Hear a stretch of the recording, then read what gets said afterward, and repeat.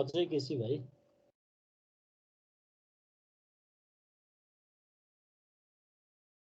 अझै केसी हजुर सर मलाई सुन्दै हुनुहुन्छ सुन्दैछ सर यो भन्दा अगाडिको क्लास भर्खर सकेको कि के भयो यो बिहान 10 बजेतिर सकेको 10 बजे सकेर होइन हाम्रो ESM को क्लास थियो ए ESM को क्लास थियो क्लास त्यही त यहाँ साथीहरुले ढिलो गरिराख्नु भएको छ के भन्छ भनेर यो 10 बजे देखि चाहिँ बसन्त सरको क्लास थियो हो हजुर सर ए अहिले ती इलेक्टिभहरु त चाहिँ स्मुथली चलिरहेछ रिलायबिलिटीको कोही हुनुहुन्छ यहाँ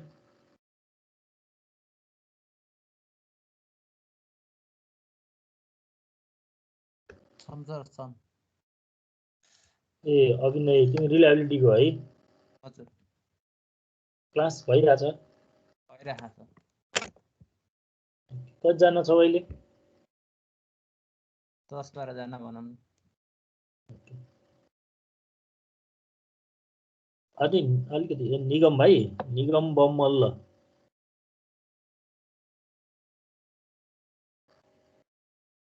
यस सर तपाईहरुको त्यो के गर्नुभयो त्यो प्रोजेक्ट ग्रुप शिफ्ट गर्नुभयो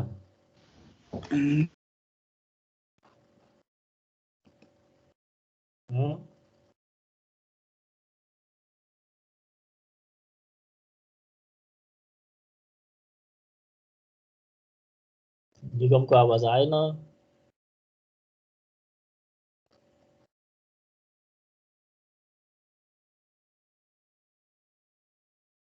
यो क्लास पछि मलाई कल गर ल एकचोटी मैले तिम्रो अहिले आवाज चाहिँ सुनिरहेको छैन अर्को घलाङ भाइले पनि गर्दा हुन्छ है घलाङ भाइ यहाँ छ कि छैन मैले पीडीएफ शेयर गरेको छु पीडीएफ चाहिँ भिजिबल छ सन्दीप यस सर मैले आज चाहिँ स्लाइड नबनाएर पीडीएफ बनाएको छु है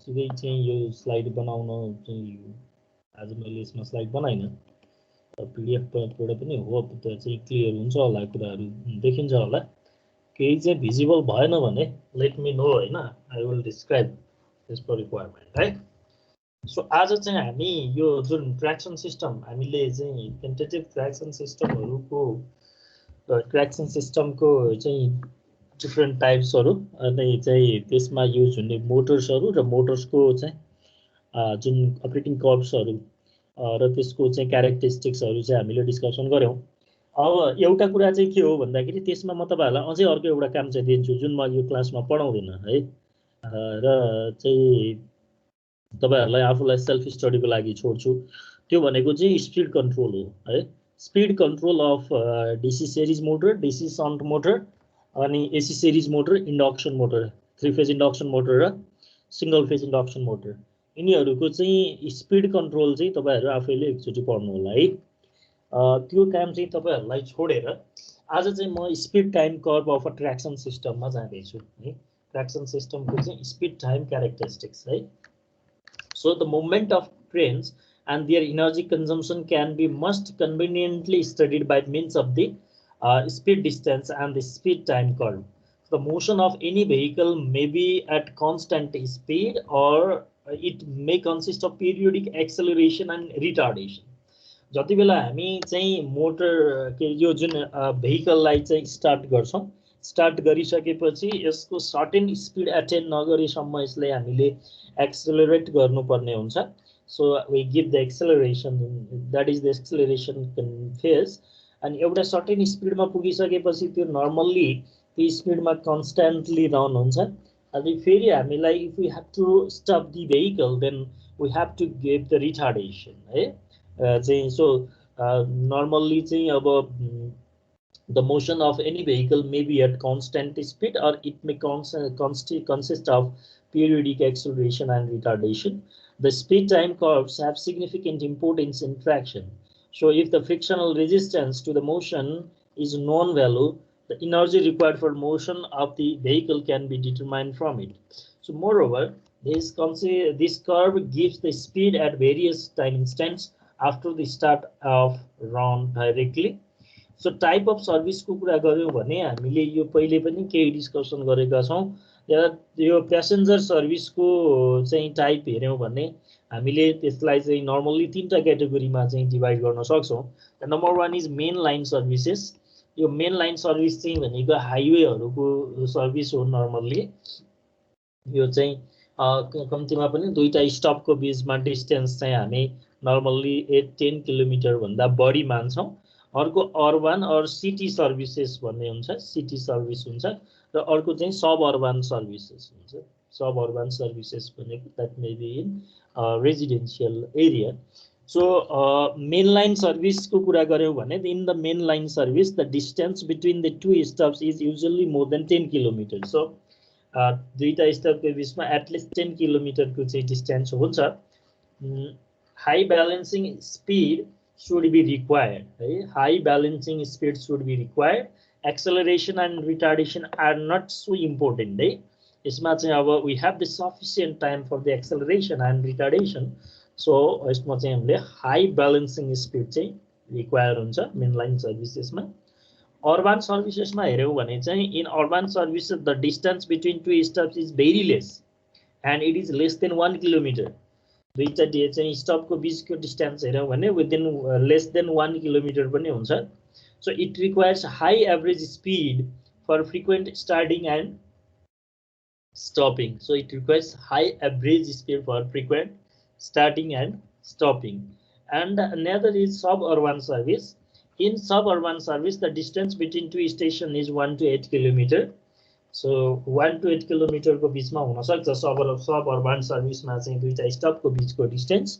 this service requires rapid acceleration and retardation as frequent starting and stopping is required. So यसमा चाहिँ ऱ्यापिड एक्सेलरेसन र रिटार्डेसन चाहिँ चाहिन्छ सब अर्बन सर्भिसमा।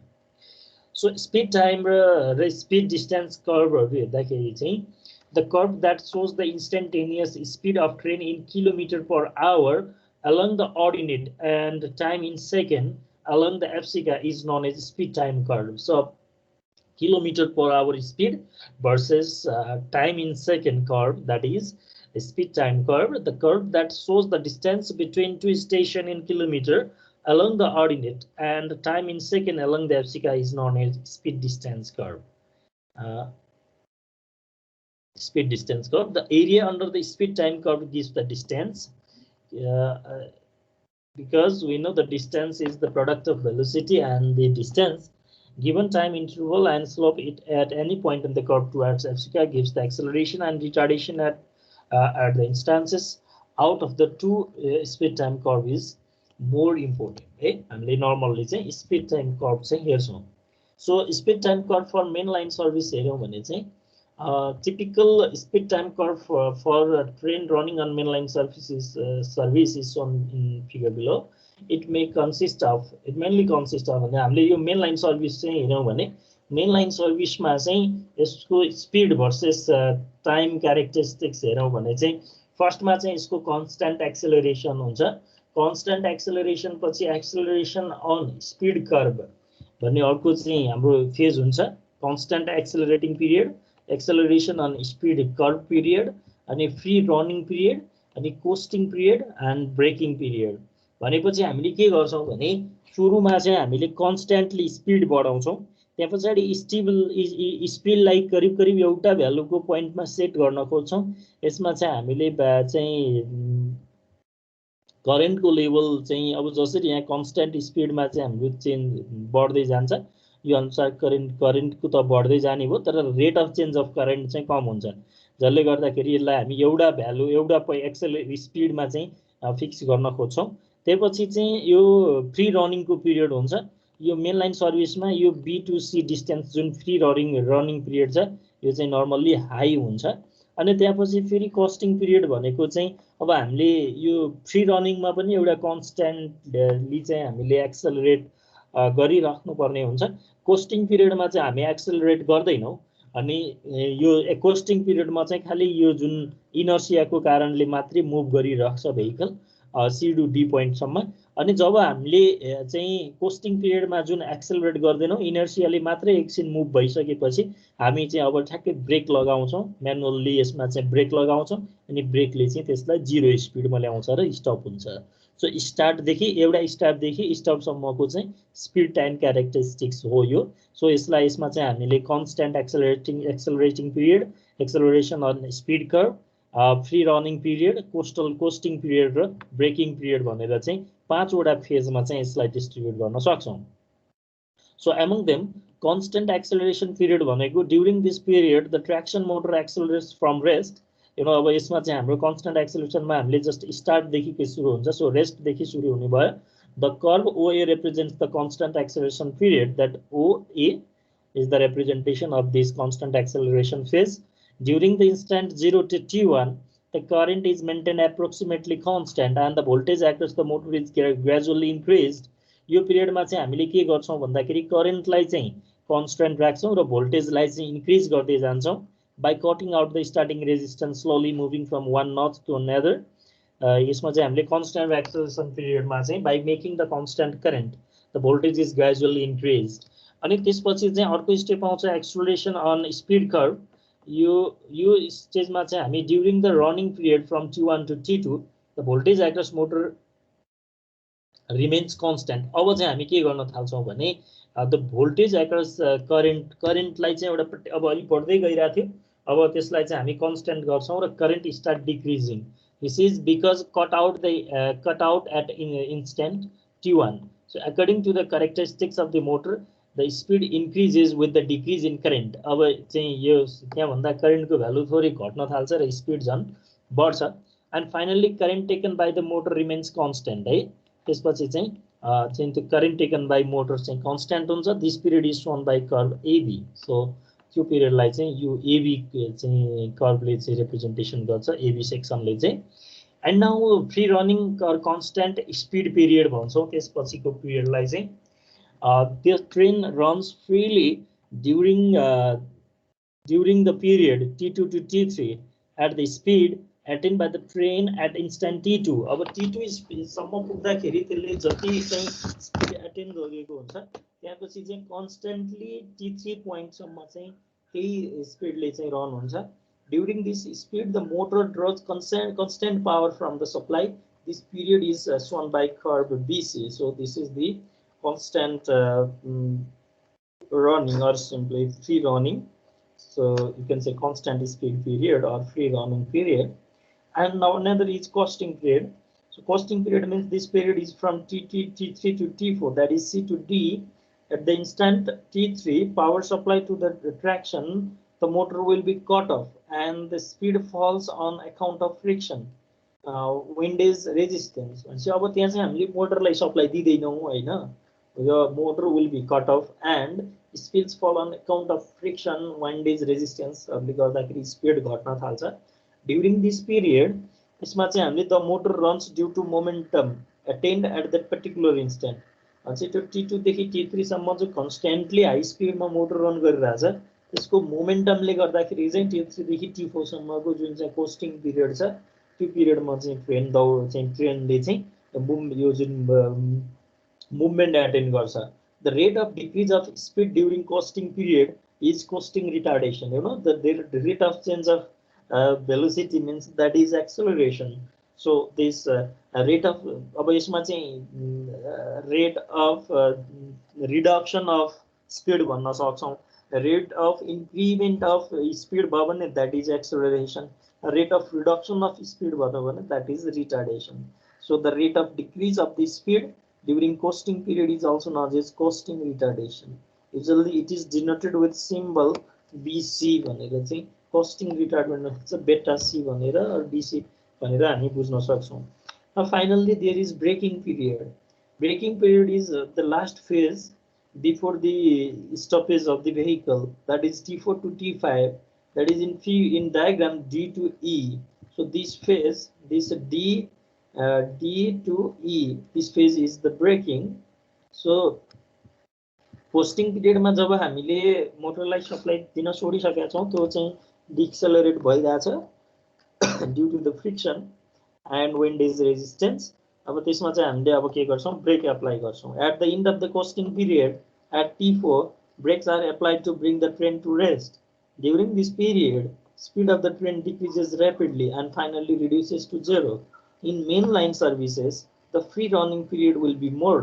Mainline service को चाहिँ सबभन्दा मेन टाइम टेकिङ भनेको चाहिँ यो फ्री रनिङ पिरियड हो starting and braking periods are very negligible है त्यसको कम्पेरिजनमा चाहिँ स्टार्टिङ र ब्रेकिङ पिरियड्स आर चाहिँ नेग्लिजिबल हुन्छ since the distance between the stops for the mainline services is more than 10 kilometers. Okay, so that's about the speed time characteristics of the mainline services. Now let's have a look to the speed time curve of the suburban service. In suburban service, the distance between the two adjacent stops of our electric train is lying between 1 to 8 kilometers. So electric train यो चाहिँ suburban service मा 1 to 8 kilometers सम्मको चाहिँ distance हुन्छ between two stops. So in this service distance between stop is more than the urban service and smaller than the mainline service because we know that the distance between the stops in urban service is less than 1 kilometer and in the mainline service is greater than 10 kilometer. So the typical speed time curve of the suburban service is shown in below. यसमा चाहिँ हामीलाई we have three steps only. So number one is acceleration and then coasting and then braking. So there is no free running phase or constant speed phase in case of suburban services. So because the distance between the stoppage is very small, so that distance can be covered by the help of the inertia that has been attained during the acceleration period. So we need the constant speed phase in the suburban service and urban services. So the typical curve for the urban services consists of three distinct periods. So यसमा चाहिँ acceleration, coasting and the retardation. So for this service there is no free running period. The coasting period is comparatively longer.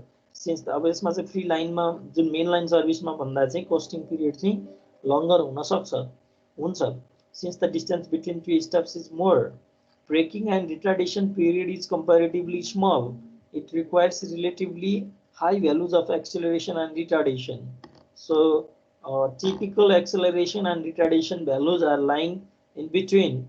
यो चाहिँ अब acceleration को values भनेको 1.5 देखि 4 km/h/s value हो यो है 4 km/h भनेको स्पिड भयो 1.5 to 4 km/h भने स्पिड भयो अनि per second time speed by time भनेको त हाम्रो के भयो rate of change of speed भनेको दैट इज एक्सेलरेसन भयो सो हामीले एक्सेलरेसन को रेन्ज चाहिँ 1.5 to 4 km/h/s हुन्छ अनि डिएक्सेलरेसन को चाहिँ पिरियड भनेको के चाहिँ रेट भनेको 3 to 4 km/h/s को दरले चाहिँ डिएक्सेलरेसन हुन्छ सो चाहिँ अब एक्सेलरेसन भन्दा ब्रेकिङ को स्लोप बढी देख्न सक्नुहुन्छ नर्मली यसमा चाहिँ है सो अब यसमा चाहिँ यो कोस्टिङमा चाहिँ हेर्नुभयो भने यो अलि स्लोली हुन्छ कोस्टिङमा चाहिँ यो डिएक्सेलरेसन को रिटार्डेसन भन्न सक्नुहुन्छ रिटार्डेसन को चाहिँ रेट भनेको 0.15 km/h/s को रेटमा छ यो कोस्टिङ टाइममा चाहिँ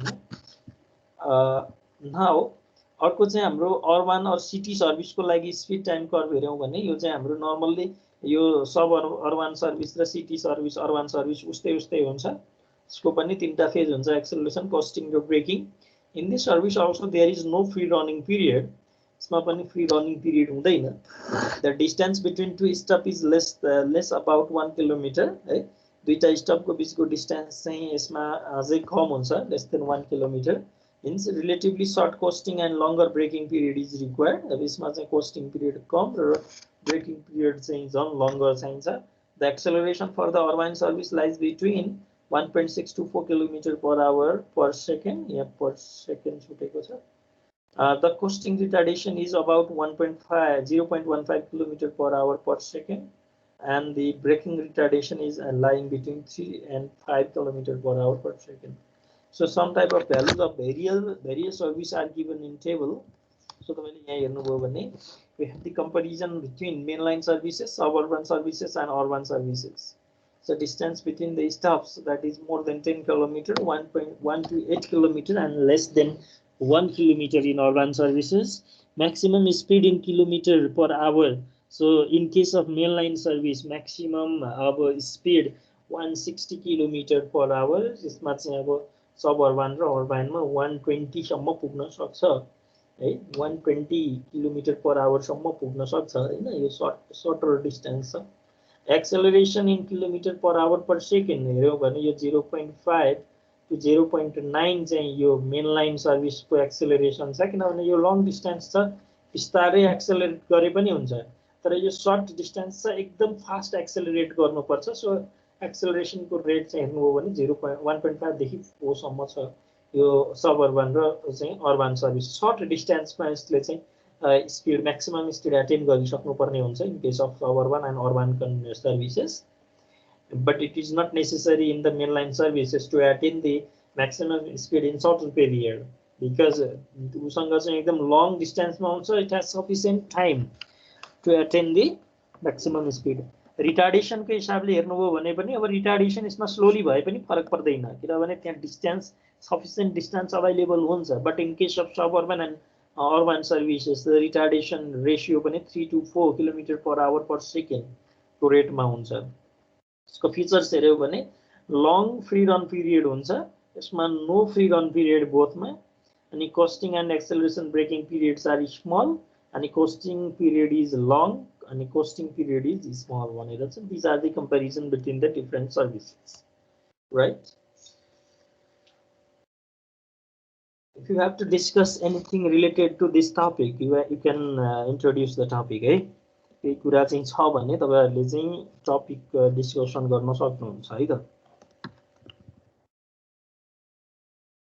Now the concept of average speed and this schedule speed is introduced in the coming section. So it is mean of that average speed means mean of the speed attained by the train from start to stop. So that is the mean speed. Average speed means mean speed. That is, it is defined as the ratio of the distance covered by the train between two stops to the total time of the run. So it is denoted by VA, where VA is the average speed of the train in kilometer per hour. D is the distance between the stop in kilometer, and T is the actual time to run in hour. So simply we can write the average speed, that is the ratio of distance between the stops in kilometer divided by actual time of run time in hour. So that gives the average speed. So distance divided by time of run, that gives the average speed.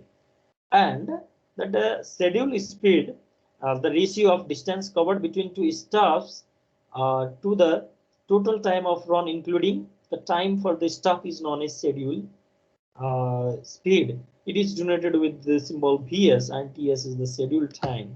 So that means this schedule speed means distance between the stops divided by total time of run plus time for stop. So in schedule speed, time for stop is also incorporated, which was not in the case of the average speed. So this total time of run plus total time of stop can be termed as the scheduled time. So that gives the scheduled speed. Schedule time is defined as the sum of the time required for actual run and time required for the stop. That time of run plus time of stop gives the schedule time. So what are the factors affecting the schedule speed of the train? So normally the factor that affects the schedule speed of train are that crest speed, that is maximum speed, the duration of stops, stop को लागि कति time लाग्छ, the distance between the stop को बीचमा कति distance, and acceleration and braking retardation. These are the factors which affect this schedule speed of the train. So भने यो individual term भनेको के हो त? Crest speed भनेको it is the maximum speed of train, है? Crest speed means maximum speed of the train, which affects the schedule speed. Is for fixed acceleration, retardation, and constant distance between the stop.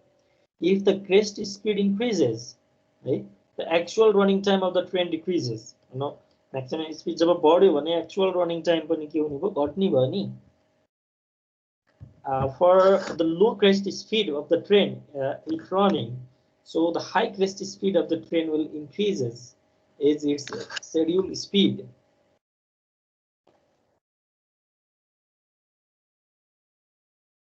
Now the duration of stop. If the duration of stop is more, then the running time of the train will be less.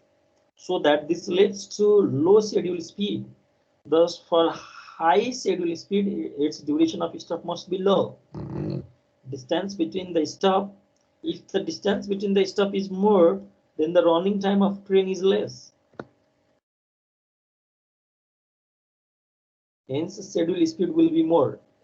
And acceleration ko term le hisab hera bhane, if the acceleration of train increases, then the running time of the train decreases, provided that the distance between the stops and crate is maintained as constant.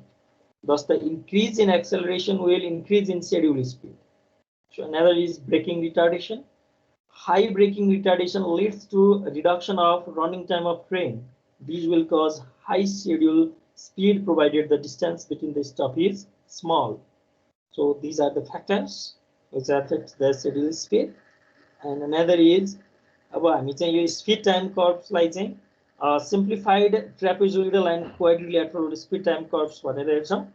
अहिलेसम्मको जुन यो general different सर्भिसेसहरुको चाहिँ speed time curves छ, यसलाई चाहिँ हामी simplified either trapezoidal or quadrilateral भनेर चाहिँ डिवाइड गर्छौं. So simplified speed time curves gives the relationship between the acceleration, retardation, average speed and the distance between the stop, which are needed to estimate the performance of a service at different schedule speeds. So that actual speed time curves for the mainline, urban and suburban services are approximate to some form of simplified curve. This curve may be of either trapezoidal or quadrilateral shape. So our trapezoidal को हिसाबले हेर्यो भने normally यो mainline services को चाहिँ speed time curve लाई चाहिँ हामी trapezoidal speed time curve ले चाहिँ represent गर्न सक्छौं. So this trapezoidal speed time curve मा चाहिँ हाम्रो जम्मा 3 वटा फेज हुन्छ. एउटा एक्सेलरेसन को, एउटा चाहिँ फ्री रन को र अर्को चाहिँ यो ब्रेकिङ को टाइम हुन्छ. It has some assumption. Trapezoidal speed time curve can be approximated from the actual speed time curve of the different services by assuming that यसमा के assume गरेको छौं भने the acceleration and retardation periods of the simplified curve is kept same as that of the actual curve. Acceleration र retardation period लाई चाहिँ actual curve सँग actual curve को चाहिँ जस्तो छ चाहिँ त्यस्तै नै हामीले राखेका छौं. अनि running and costing periods है, running and costing periods of actual time speed time curve are replaced by a constant period है. running र costing period लाई चाहिँ constant period ले चाहिँ represent गर्छौं. So this known as trapezoidal approximation or simplified trapezoidal speed time curve is shown in figure. So हामीले के assume गरेर चाहिँ यसरी simply trapezoidal speed time curve भनेर चाहिँ represent गर्न सक्छौं. So calculation from the trapezoidal speed time curve मा हेर्नु भने let d is the total distance between the stop. अब जुन यो प्रोसेसमा एउटा कर्भ बन्ने प्रोसेसमा चाहिँ टोटल डिस्टेन्स चाहिँ d किलोमिटर छ इन किलोमिटर. लेट्स एज्युम यसमा तपाईहरुले यो एजम्पसन लेख्दै यो डेरिभेसन पनि सँगै हेर्दै जानु होला है. So d is the distance between the stop in kilometer, t be the actual running time of the train in second, alpha be the acceleration in kilometer per hour per second, beta be the retardation in kilometer per hour per second, Vm be the maximum or crest speed of the train in kilometer per hour, and Va be the average speed of train in kilometer per hour. Area under the trapezoidal speed time curve gives the total distance between the two stops d.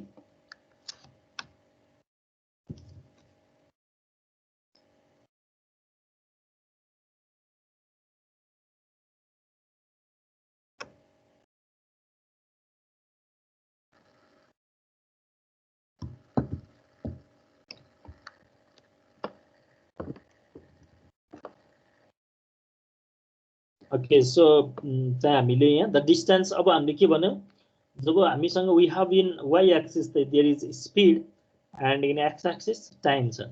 So speed into time गर्यो भने that gives the के आउँछ, distance आउँछ. So भन्नेको meaning यो जुन area छ यसको एरियाले चाहिँ हामीलाई के दिदो रहेछ त, डिस्टेन्स कभर्ड चाहिँ आउँदो रहेछ। यो टोटल जति एरिया छ यो एरियाले चाहिँ यसले चाहिँ टोटल डिस्टेन्स कति कभर गर्यो भन्ने कुरा चाहिँ यो कर्वको एरियाले चाहिँ आउँदो रहेछ नि त।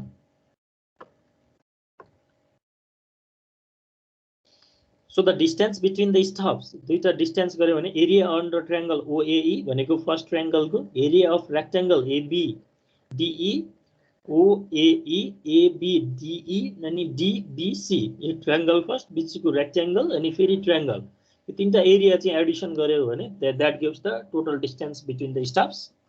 So that is obtained by the summation of area under triangle OAE plus area of rectangle ABDE plus area of triangle DBC. So that gives the distance traveled during acceleration plus distance traveled during free running period plus distance traveled during the retardation. That gives the total distance covered. So the total distance traveled during acceleration. अब यो individual calculate गरौँ एकचोटि। Total distance traveled during acceleration कति हुन्छ भन्दाखेरि चाहिँ त्यसलाई लिनको लागि हामीले average speed during accelerating period, average speed into time for acceleration. So average speed लियौं भने के गर्न सक्छौं यो ट्रायंगल को मिनिमम स्पीड 0 छ स्टार्ट मा 0 मैक्सिमम स्पीड vm छ यहाँ हामीले vm एजम्पसन गरेका छौं यहाँ स्पीड यो कन्डिसन मा चाहिँ मैक्सिमम स्पीड vm छ so 0 plus vm divide by 2 गरेपछि चाहिँ त्यो के आयो average speed during accelerating time आयो यसको टाइम पिरियड भनेको चाहिँ t1 सेकेन्ड छ so we have speed in kilometre per hour and time in second. So that gives kilometer per hour into second. So अब हामीले यो hour लाई second मा चाहिँ convert गर्यौं भने that is t1 divided by 3600 seconds. So second cut भयो र then हामीले acceleration चाहिँ चाहिँ displacement चाहिँ किलोमिटर मा पायौं. So that is 0 plus vm by 2 into t1 by 3600 kilometer. So the distance अब now free running को टाइम मा डिस्टेन्स कति छ the distance travelled during free running period हेरौं भने average speed into time of free running छ हो average speed into time of free running छ फ्री रनिङ को टाइम मा चाहिँ कन्स्ट्यान्ट एभरेज स्पीड भनेको त कन्स्ट्यान्ट छ दैट इज vm छ सो एभरेज स्पीड vm नै भयो इन्टु टाइम पिरियड भनेको t2 छ सो अहिले पनि हामीले यसलाई चाहिँ आवर लाई सेकेन्ड मा कन्भर्ट गर्यौं भने then that will give vm into t2 by 3600 kilometer चाहिँ यो average distance travel during the free running period चाहिँ आउँदो रहेछ सिमिलरली हामीले distance travel during retardation period भनेर हेर्यौं भने यसमा पनि average speed into time for retardation ले दिन्छ so that gives average speed भनेको vm plus 0 by 2 हो इन्टु टाइम फर रिटार्डेसन भनेको t3 टाइम्स छ so again if you convert this hour into second that this expression will come here. Now the distance between two stop भनेको त्यो तीनटा distance लाई चाहिँ हामीले के गर्ने हो याड गर्ने हो त्यसो गर्यो भने टोटल डिस्टेन्स चाहिँ d आउँछ ठीक छ सो हामीले यहाँ के गर्न सक्छौं त vm by 7200 into t1 plus vm by 3600 यो t2 भनेको हामीले के गर्न सक्छौं यो चाहिँ यो डायग्रामबाट हेर्यौं भने यो टोटल टाइम पिरियड लाई चाहिँ हामीले यहाँदेखि स्टार्ट सम्मको टाइम पिरियड लाई चाहिँ if you have assumed capital T then simply we can write this t2 t2 equals to चाहिँ हामी के लेख्न सक्छौं त total time period t minus t1 plus t3 गर्न सक्छौं नि हैन t2 भनेको total time period t minus t1 plus t3 गर्न सक्छौं हामीले त्यही यही गरेका छौं है यो जुन मैले मिस्टेक भएर यसलाई काटेको छु यसमा चाहिँ हाम्रो t2 को ठाउँमा चाहिँ t minus t1 plus t3 गर्न सकिन्छ plus vm t3 divide by 72000 अब हामीलाई के थाहा छ के गर्न सक्छौं त यहाँनेर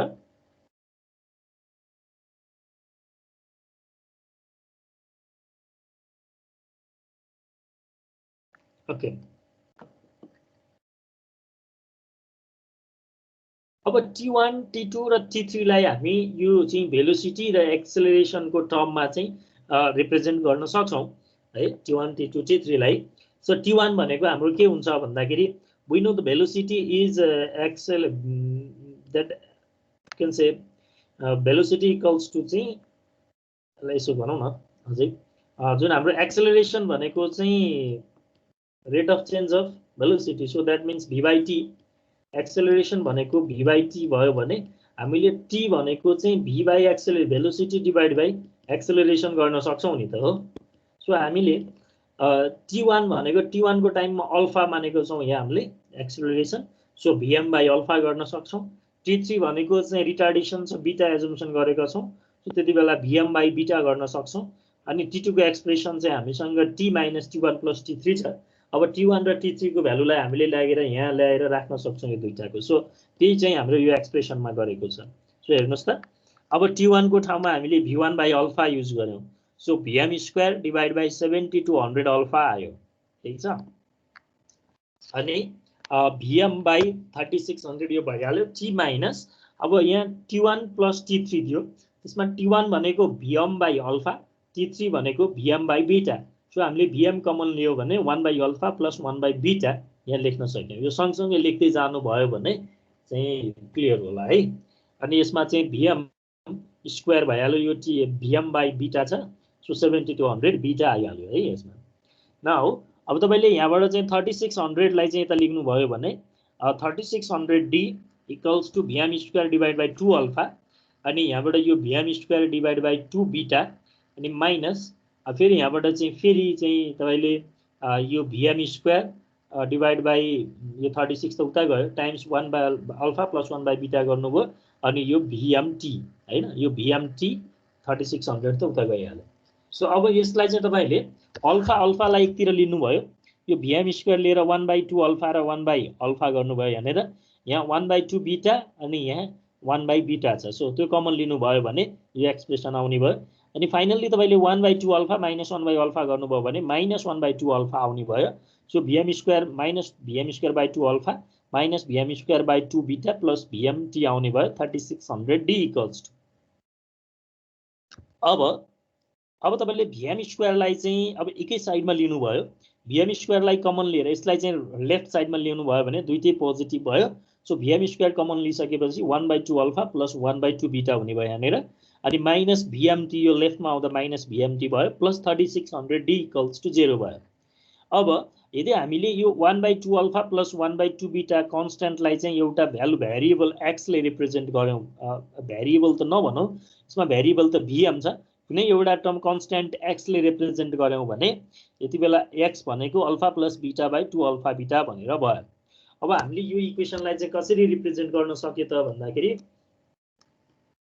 यो vm को स्क्वायर x अनि माइनस vmt अनि प्लस 3600d हैन 3600d इक्वल टु 0. यो त के इक्वेसन भयो त कस्तोसँग भयो भने यो ax चाहिँ ax square plus bx plus c equals to 0 को क्वाड्रेटिक इक्वेसन जस्तो चाहिँ इक्विभ्यालेन्ट भयो.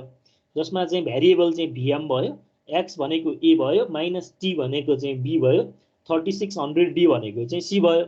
यहाँबाट तपाईले क्वाड्रेटिक इक्वेसनबाट भ्यालु निकाल्न x को भ्यालु निकाल्न चाहिँ जुन माइनस b प्लस र minus square root b square minus 4ac divide by 2a गर्नुहुन्छ.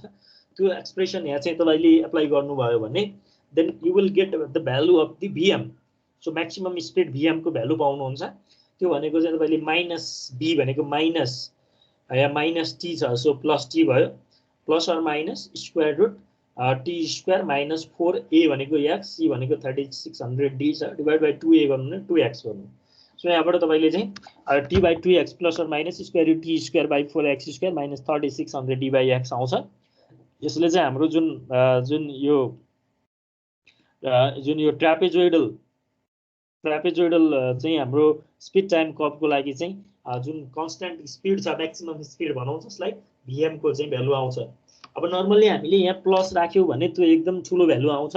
सो नर्मली चाहिँ हामीले प्र्याक्टिकल्ली चाहिँ नेगेटिभ साइन चाहिँ युज गरिन्छ है यसमा.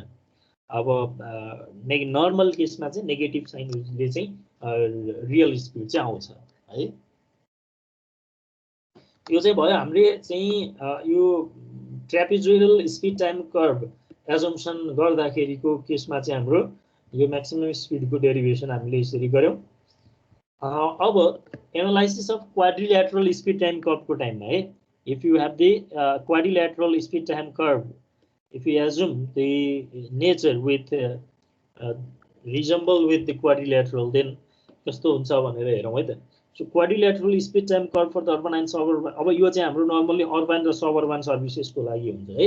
ट्रापेजोइडल चाहिँ नर्मली मेन लाइन सर्भिसको लागि हुन्छ. क्वाड्रिलेटरल चाहिँ अर्बन र सबअर्बन सर्भिसेसको लागि चाहिँ एजुम्सन गरिन्छ.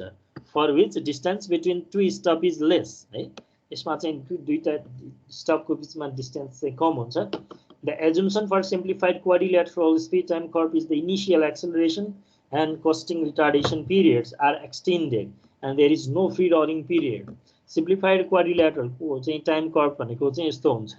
यसमा खाली कुनै पनि फ्री रन हुँदैन है. फ्री रन हुँदैन, खाली तीनटा स्टेप जस्तो भयो. एउटा चाहिँ एक्सेलरेसन, अर्को कस्टिङ, अर्को रिटार्डेसन जस्तो है. यसलाई चाहिँ हामी अब क्वाड्रिलेटरल चाहिँ स्पिड टाइम कर्भ भनेर भन्न सक्छौँ. Quadrilateral speed time curve. अब हामीले चाहिँ यसमा PQRS भनेर एजुम्सन गरेका छौँ. PQRSTU भनेर. अब जुन यो Q पोइन्टको speed which is maximum speed, that is the final speed of after the acceleration, so that is V1, and the final speed after the costing, that is V2 at point R, is assumed in the figure. So let V1 be the speed at the end of the accelerating point, that in kilometer per hour. V2 is the speed at the end of costing retardation period in kilometer per hour, and VC be the costing retardation. Hey, अब acceleration alpha B retardation भयो भने costing retardation लाई चाहिँ we can assume the BC, beta C भनेर है. So that is retardation is kilometer per hour in per second, kilometer per hour per second. Now time for acceleration. Time for acceleration हेर्यो भने जुन यो T1 periodले चाहिँ त्यसलाई incorporate गर्छ. So that is T1 equals to V1 minus 0 by alpha. So that is V1 minus alpha. T1 is given by. Similarly, T2, that is costing period. So costing period is given by V2 minus V1 divided by beta C. That is the costing acceleration beta C. And time for braking period, braking retardation period, that is given by T3 in the graph, is obtained by V2 minus 0 divided by beta. So that is given by V2 minus beta. So total distance traveled during the running period, total distance travel भनेको area of triangle PQU, area of rectangle UQRS, UQ अब UQ के भयो rectangle TRS UQRS.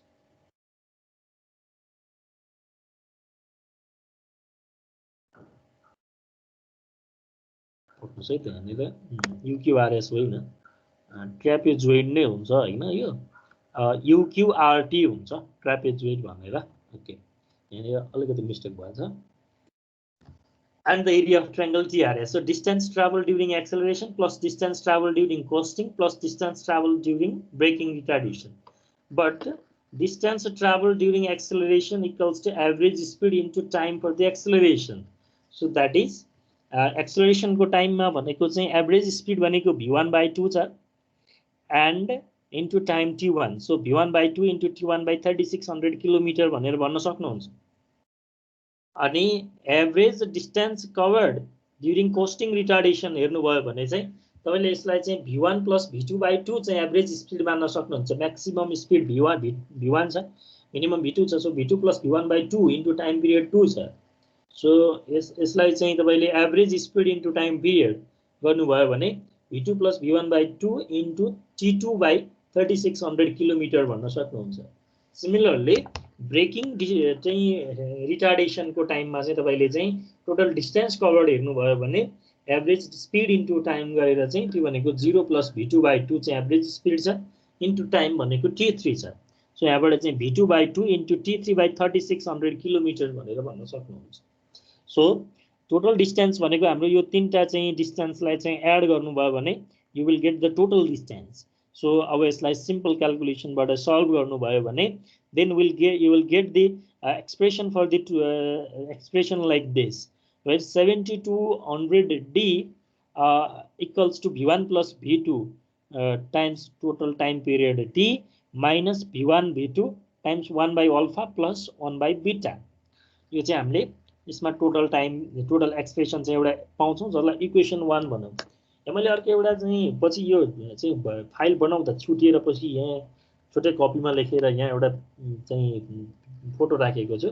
यसमा also we have यहाँ पछिको continue हो यो है, यहाँ पछि कन्टिन्यू हो।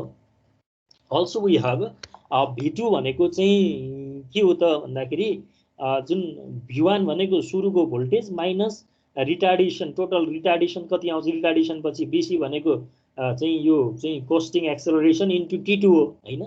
अब चाहिँ यहाँबाट चाहिँ हाम्रो कति आउँछ त भन्दाखेरि v1 माइनस यो चाहिँ कोस्टिङ रिटार्डेसन टाइम्स टी2 भनेको t1 minus T minus t1 plus t3 छ। सो यहाँबाट हामीले के भन्न सक्यौँ त भने BC times T minus v1 by alpha minus v2 by alpha के बिटा भन्न सक्यौँ। सो यहीँबाट हामीले फर्दर सल्भ गऱ्यौँ भने यो यहाँ अगाडि त v2 छ लेफ्टमा, यो v2 लाई पनि अगाडि ल्यायौँ भने v2 माइनस बिटा 2 यो जुन BC by beta into v2 equals to v1 minus BC times t1 minus v1 by alpha गर्न सक्यौँ। सो यहाँबाट हामीले v2 को एक्सप्रेसन निकाल्न सक्छौँ like this v1 minus BCT plus BC by alpha V1 divided by 1 minus BC by B गरेर चाहिँ we can calculate the यो जुन velocity of the coasting. So यसलाई equation 1 यसलाई equation 2 भनेर हामीले assumption गर्यौं भने then by solving these two equations 1 and 2 we can find the values of this d total distance d maximum velocity v1 and the velocity after costing v2. So यसरी चाहिँ हामीले पहिला यो दुईटा इक्वेसन योको चाहिँ डेरिभेसन तपाईहरुले बुझिहाल्नुहुन्छ सिम्पल म्याथमेटिकल डेरिभेसन छ। यसपछि यो दुईटालाई सल्भ गरेर चाहिँ हामीले यो रिक्वायर्ड चाहिँ क्वान्टिटिजहरु चाहिँ क्याल्कुलेट गर्न सक्छौं।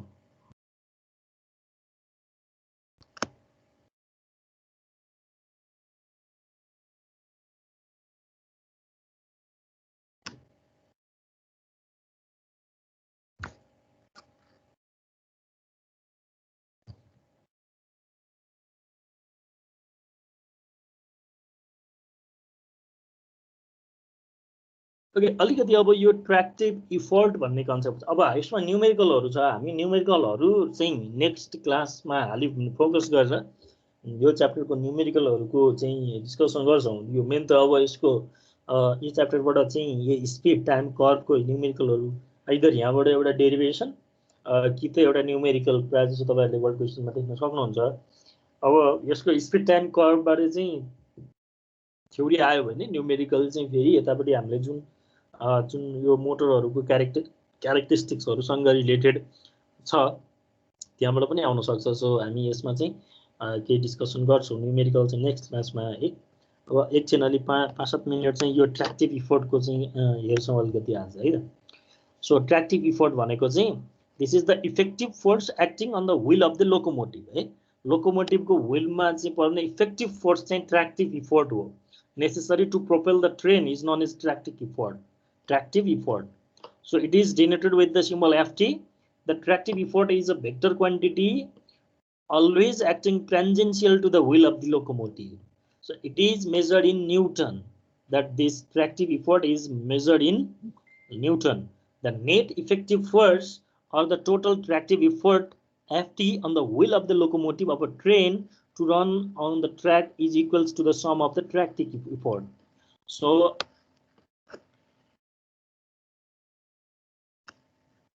total tractive effort लाई चाहिँ हामीले चाहिँ यसरी तीनवटा चाहिँ सेक्सनमा डिवाइड गर्न सक्छौं। That is required to lead for linear and angular acceleration and required to overcome the effect of gravity and the tractive effort required to overcome the frictional resistance to motion of the train.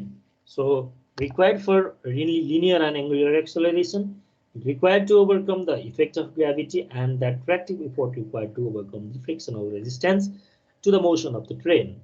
यो सेक्सनमा जानु भन्दा अगाडि यसको चाहिँ हेर्नु भन्दा अगाडि चाहिँ अलिकति हामीलाई चाहिँ यो ट्र्याक्सनको ट्रेन मुभमेन्टको चाहिँ अलिकति मेकानिक्स बुझ्नु पर्छ। So I have included a little of mechanics of train movement.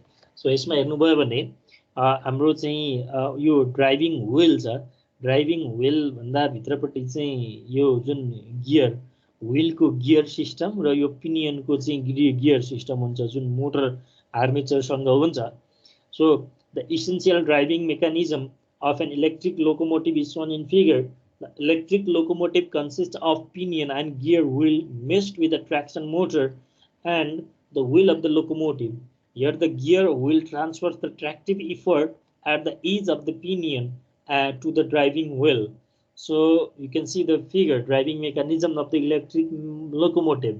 So यसमा चाहिँ हामीसँग यो armature motor armature has the diameter d1 and this gear wheel of this driving wheel has the diameter d2. So let T be the torque exerted by the motor in Newton meter. मोटरले चाहिँ निकालेको टर्कलाई T newton metre मान्यौ. Fp is the tractive effort at the ease of the pinion and Newton. Fp भनेको चाहिँ that is tractive effort at the ease of the pinion in Newton. Ft भनेको tractive effort at the wheel. Wheelमा पुगेको tractive effort चाहिँ Ft. D is the diameter of the driving wheel, that is capital D is the diameter of the driving wheel. D1 and D2 are the diameter of the pinion and gear wheel respectively, and eta is the efficiency of the power transmission for the motor to the driving axle. यो चाहिँ power transmission को efficiency लाई चाहिँ eta has been assumed. Now the torque developed by the motor मोटरले develop गरेको टर्कलाई हेर्नु भने we know the torque is the multiplication of force and effective distance.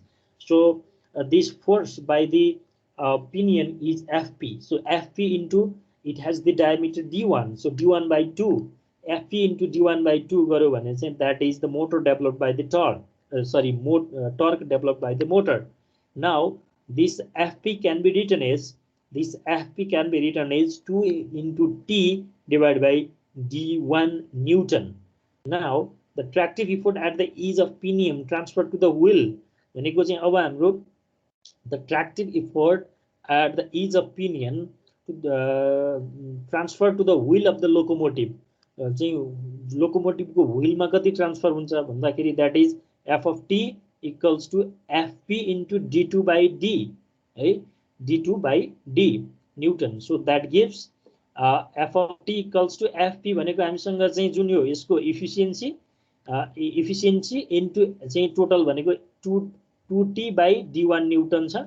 यसको 2t by d1 into यसको efficiency into d2 by d गर्यौ भने यहाँबाट चाहिँ हामीले eta t अनि d2 by 2 by capital D गर्यौ भने we can write d2 by d1.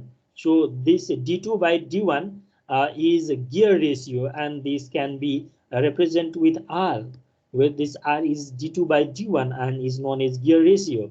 So we can write the Ft, that is the force at the wheel, at the edge of wheel. It can be written as 2 eta R T by D Newton, where 2 eta भनेको efficiency, R भनेको that is gear ratio, that is d2 by d1 and T by D Newton.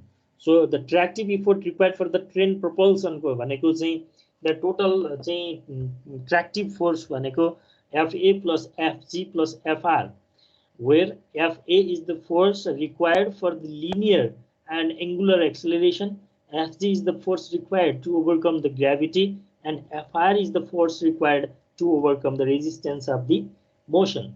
So for the force required for linear and angular acceleration, first मा चाहिँ अब force required for linear and angular acceleration. So according to the fundamental law of the acceleration, the force required to accelerate the motion of the body, that is, we know F equals to ma, that is given by F equals to ma.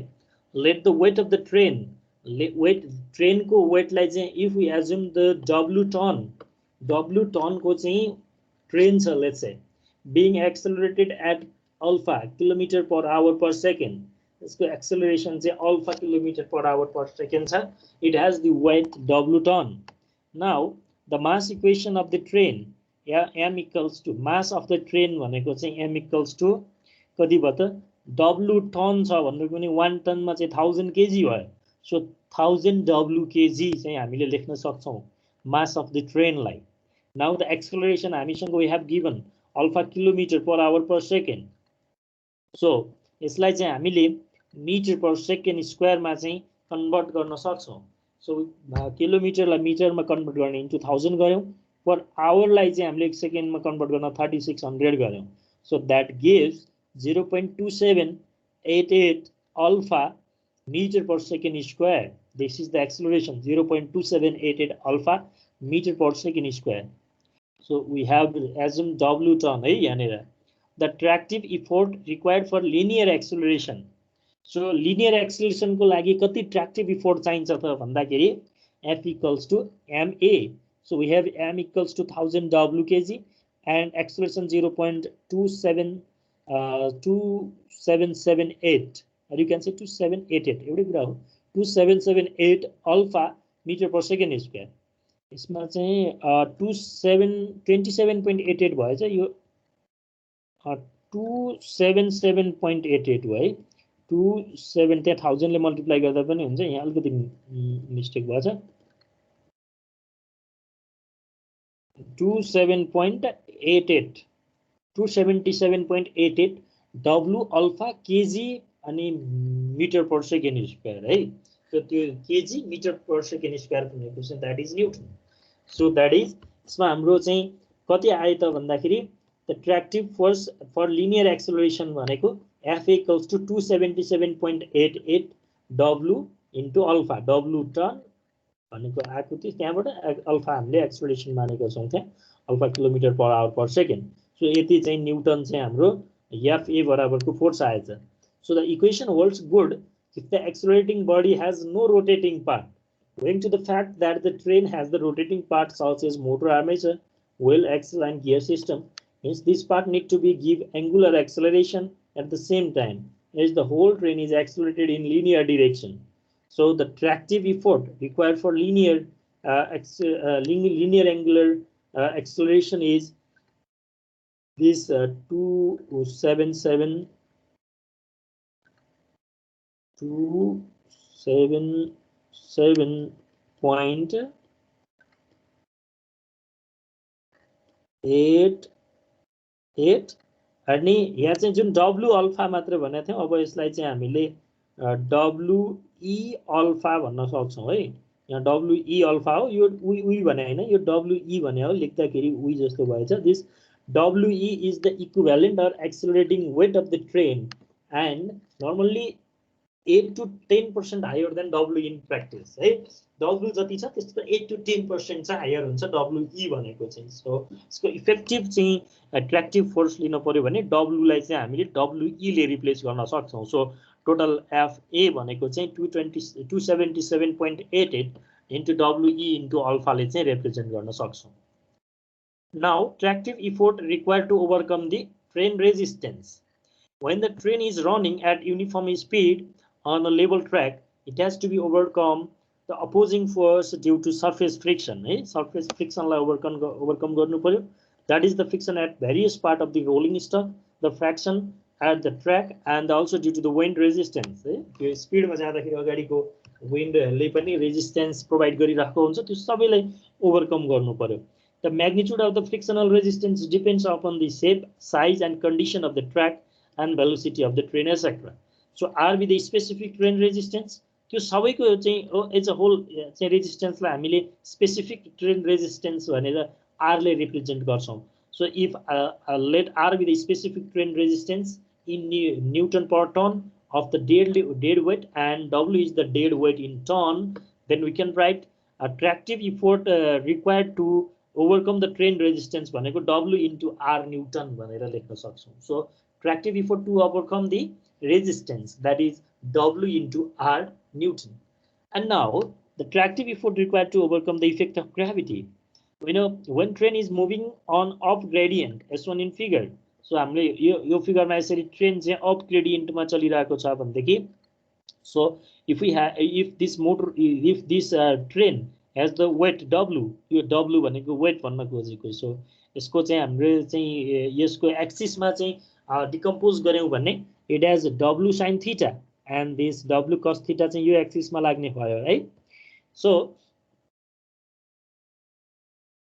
when the train is moving on up gradient as shown in figure, the gravity component of dead weight opposes the motion of the train in upward direction. हामीले force चाहिँ माथितिर लागिरहेछौँ FG, तर W sign थीटाले यसलाई चाहिँ तलतिर तानिरहेको छ हैन, W sign थीटाले चाहिँ तलतिर तानिराखेको छ. So the tractive effort required to overcome the effect of gravity भनेको चाहिँ हामीले के गर्न सक्छौं त,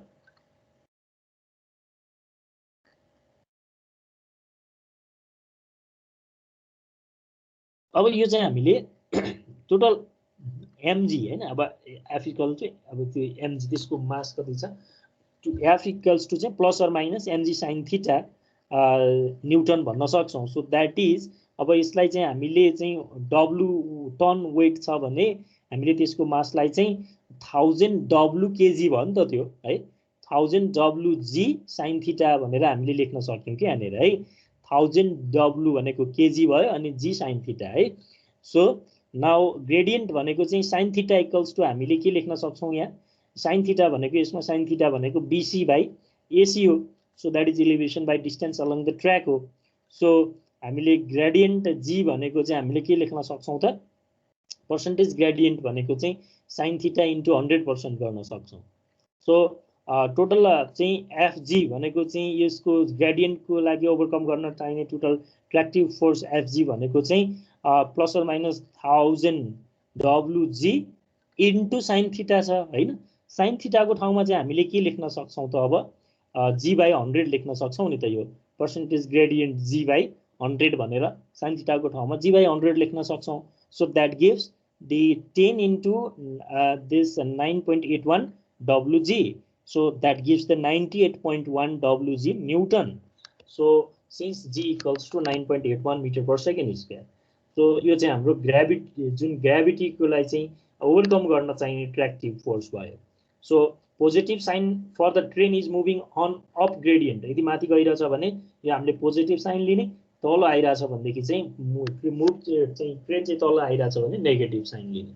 this is due to when the train is moving on up a gradient, the tractive effort swing equation will be required to oppose the force due to gravitational force, but while going down the gradient the same force will be added to the total tractive effort.